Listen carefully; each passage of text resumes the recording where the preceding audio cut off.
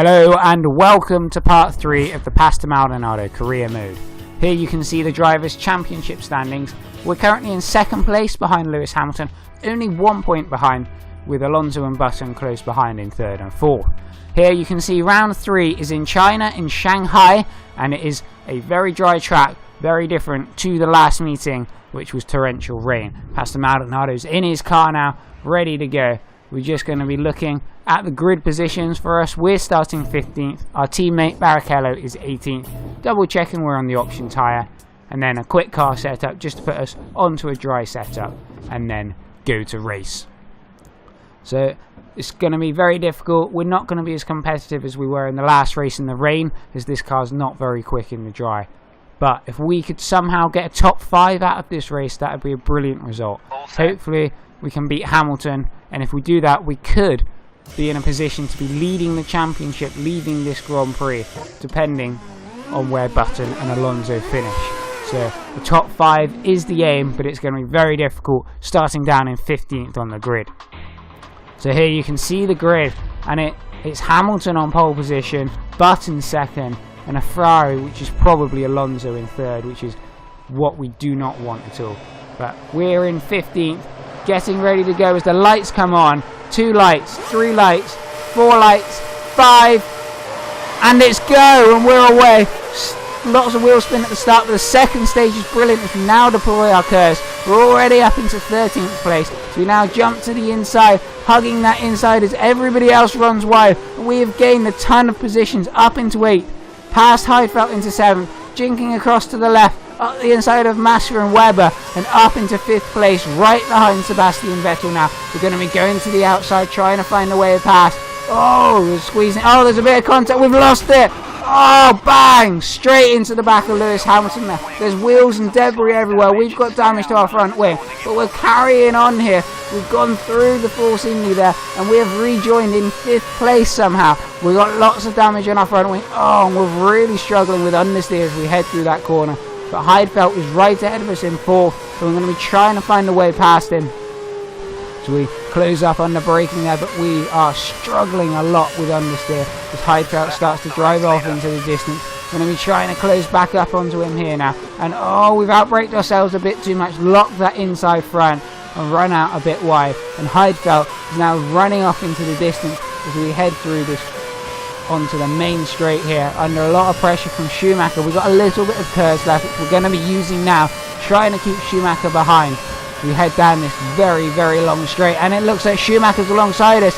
He's got past us. We're jumping into his toe, and De Resta's alongside us as well as we brake later than both of them. De Resta's still alongside us, but I think we fended him off, got past Schumacher, and we are currently holding 5th. It's actually Kobayashi alongside us, but we head through the final corner to start the second lap. We are still in that all-important 5th place, which was our aim before this race. But with the front wing damage, it is going to be extremely difficult to hold on to this top 5, as we are under pressure from Kobayashi as we head through this first corner. It's a very long corner, and we've run out wide. Now we've got to try and turn it back across for turn 2, and we have just about done that and kept Kobayashi at bay. We head down to where we had the incident on the first lap. No car alongside us, keeping the car under control, kissing that apex very nicely. So we exit the corner with still Kobayashi right behind us, less than 3/10. Still lots of understeer through this corner, but we're keeping it on the track, trying to keep it close to the inside to stop them from diving up the inside. And Kobayashi is right behind us, looking to do just that if we make any mistakes whatsoever.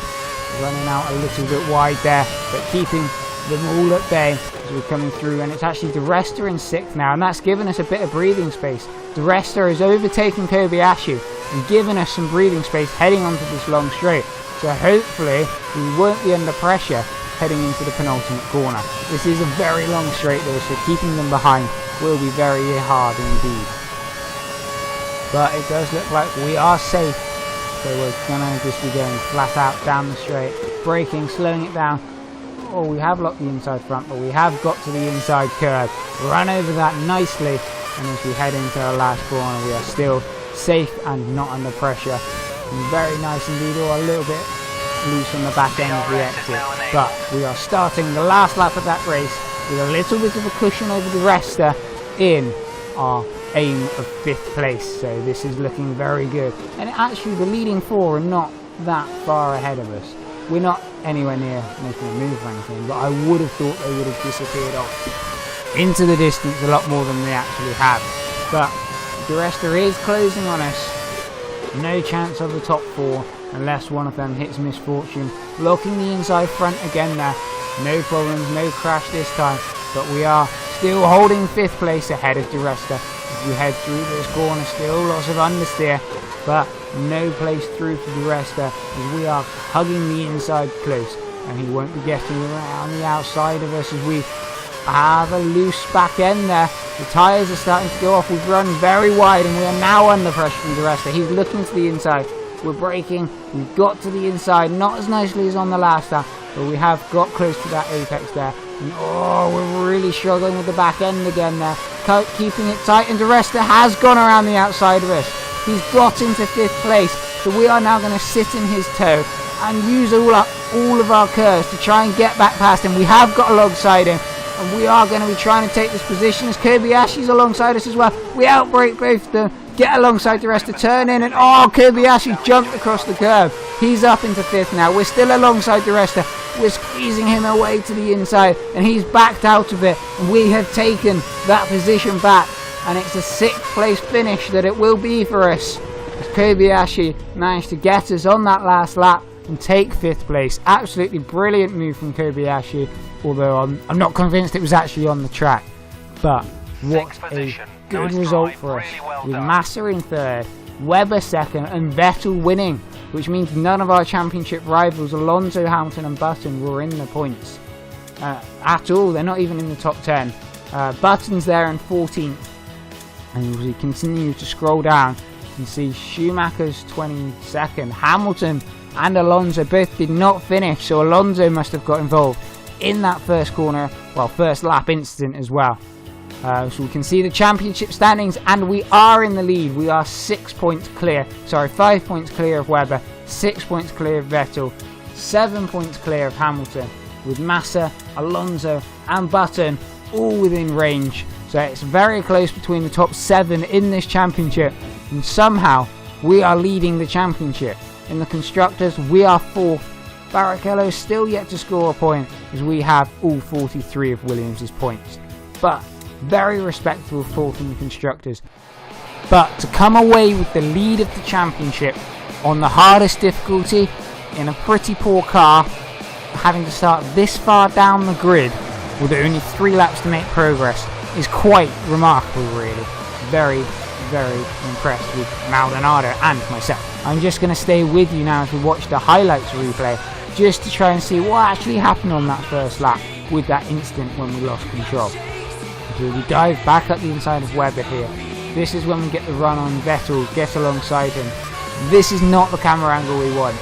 This is a camera angle we want. We've squeezed Vettel across the inside. He's bounced across the track into the side of us and caused us to lose control. It's a very difficult situation. I can see why we didn't get a penalty, because it wasn't really our fault that Vettel bounced into us, but equally we did squeeze him on the inside. So I actually think Maldonado got away with that one. It wasn't his fault.